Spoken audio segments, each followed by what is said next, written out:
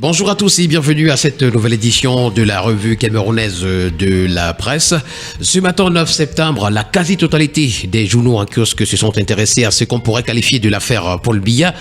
On va commencer ce matin avec le quotidien Mutation qui titre à sa grande une Paul Biya, le fantôme saison 2, c'est une interrogation. Des informations d'après le quotidien contradictoires circulent sur l'état de santé du chef de l'État. Le pouvoir apporte un cinglant démenti, faisant planer le scénario de 2004. C'est une information ce matin à retrouver en page 7. En petite une ce matin, Église catholique, c'est un prêtre qui a été tué du côté de Yaoundé. Nécrologie, Vincent Onana est mort. Et puis voilà, encore des microbes. Nous continuons ce matin avec le quotidien bleu d'Aman Mana, le jour qui emboîte le pas à son prédécesseur et nous présente les sorties de deux personnalités de la République du Cameroun. On a d'abord René Emmanuel Sadi, ministre de la Communication, qui dit, je cite, Paul Biya va bien, il rejoindra le Cameroun dans les prochains jours. On a de notre côté également Vondo Ayolo, c'est le DCC qui rassure de l'excellent état de santé du chef de l'État qui vaque à ses occupations à Genève où il travaille. D'après le quotidien Verbégeance ce matin, sommet de l'État, agitation autour de Paul Biya. Face aux rumeurs sur la mauvaise santé, voire le décès du chef de l'État, le gouvernement réagit énergiquement. D'ailleurs, cette énergie du gouvernement est à retrouver ce matin à la page 5. Dans les colonnes du quotidien Vert, on pourra également lire, s'agissant des télécommunications, les statistiques au service de la transformation du numérique sont disponibles. Inondation à Kousséry, les victimes regardent vers l'État également. Ville propre et boulevard 2 rafle la mise. On a également, s'agissant du RDPC, un conseiller municipal qui réclame le renouvellement des instances dirigeantes. C'est à retrouver en parcourant la page 2. Le quotidien Le Messager, pour sa part, ce matin, parle de vacances à Etoudi, Paul Biya introuvable. Les recherches infructueuses du Messager, les réquisitions du magistrat hors échelle Michel Ange Angwing qui brise le silence de Cimetière sont à retrouver ce matin des pages 3 à 5 du journal. Pour le quotidien Capitaux Public Cameroun Tribune, il s'agit des rumeurs sur l'état du président de la République. Ce sont d'ailleurs de purs fantasmes. Le gouvernement, à travers son porte-parole, le ministre de la Communication, a apporté hier un démenti formel aux fausses informations qui circulent depuis quelques jours sur les réseaux sociaux et sur certaines chaînes de télévision en mal de reconnaissance, annonçant de façon péremptoire le décès du chef de l'État. René Emmanuel Sadi s'est voulu clair. Paul Biya se porte bien et rejoindra le Cameroun dans les prochains jours. Information confirmée par le ministre directeur du cabinet civil de la présidence, Samuel Vondo Ayolo, dans un autre communiqué. Pour le journal L'Action, c'est une mise au point qui est faite. Paul Biya va bien, il est au travail. Le quotidien Éco-Santé abonde dans le même sens. Santé du président Paul Biya, le gouvernement met fin aux spéculations.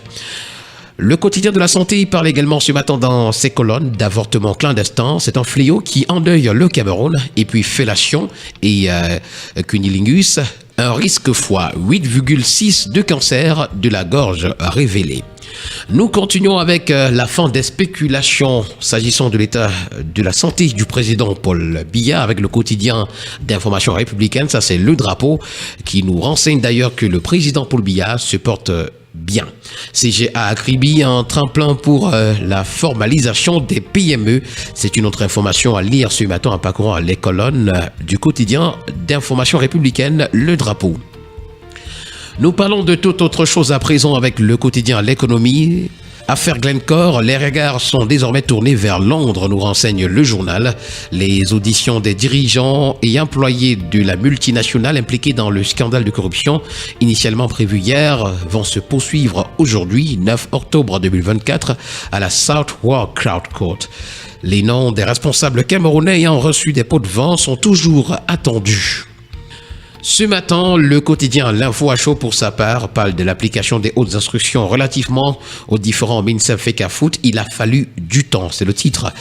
Présenté ce matin à la grande une du quotidien L'Info à chaud et puis Nécrologie, Vincent Onana Forever. C'est à retrouver en page 10. Le premier journal national d'information régionale, Ouest Eco, pour sa part ce matin, revient sur le calvaire de la route Douala-Bafoussam.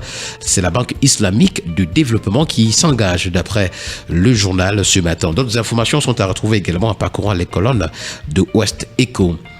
Le journal de l'économie et des finances, Eco Matin, pour sa part, Titre à sa grande une, dépositaire central unique, la BVMAC déplore la conduite poussive de la BIAC. Crédit Bail également à retrouver. L'Ivoirien Serge Billy envoie de racheter les actifs d'Alios Finance au Cameroun et au Gabon. Nous continuons avec Midi Libre qui pour sa part parle de performance des entreprises et établissements publics en nous présentant les directeurs généraux compétents. La voix du consommateur qui va nous permettre de mettre un terme à cette sortie de la revue de la presse camerounaise ce matin parle de la vie chère, de l'insécurité et des catastrophes au Cameroun. Il y a urgence d'un conseil ministériel d'après le journal.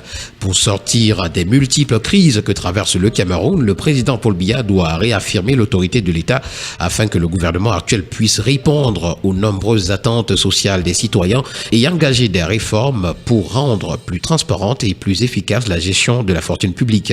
Il est temps pour le Cameroun de se réinventer et de construire un avenir plus prometteur pour ses citoyens, nous renseigne le journal. Également à lire dans les colonnes de la Voix du consommateur, certificat de conformité douteux, la FOCACO et la COC écrivent à la Nord et puis eau potable, les robinets sont à sec dans la ville de Douala.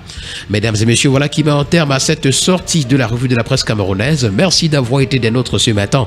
Le plaisir a été le nôtre de vous servir de cette manière. Nous serons encore là demain certainement, s'il plaît à Dieu, pour une autre édition. D'ici là, portez-vous bien.